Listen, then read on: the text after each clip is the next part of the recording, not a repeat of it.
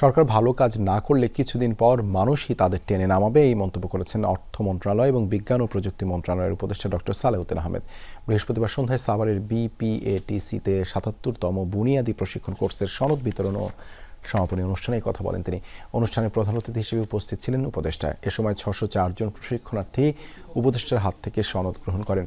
প্রধান অতিথির বক্তব্যে তিনি আরও বলেন, আগের মতো নিজের আখের গোছানোর দিন আর নেই, কারণ মানুষ এখন সচেতন। এখন দেশের সবচেয়ে বড় শক্তি তরুণ সমাজ, তারাই দেশের ভবিষ্যৎ বলেও উল্লেখ করেন উপদেষ্টা।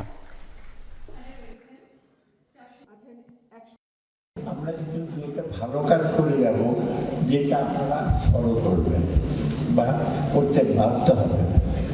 তাই যদি সেগুলি না করি, আমরা না করলে কিছুদিন পর মানুষই আপনাকে টেনে আবার নামাবে। আগে সেই দিন চলে গেছে, একজন আসবে নূতন করে নানা রকম অবলম্বন ঘটাবে, দেশের উপকারের জন্য চেষ্টা করবে না, নিজের আখের গোছাবে, সেই দিন কিন্তু চলে গেছে। কারণ মানুষ